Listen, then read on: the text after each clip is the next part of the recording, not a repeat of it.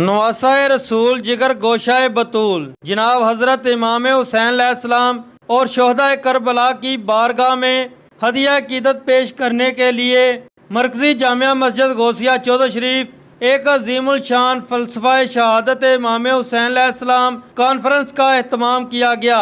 महफिल का बाकायदा आगाज तिलावत कुरान पाक से हाफिज हबीबुर रहमान खतीब मस्जिद हाजा ने किया।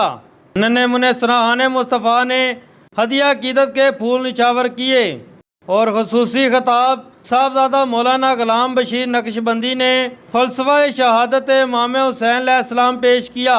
फरमाया औरतों की गर्दनों पे सोने का हार बड़ा सोना लगता है, औरतों के लिए हार जेवर है और मर्द की गर्दन पे तलवार का जख्म जेवर है। जो गर्दन पे जख्म को जेवर करार देते हैं, क्या वो मौत से डरने वाले हैं?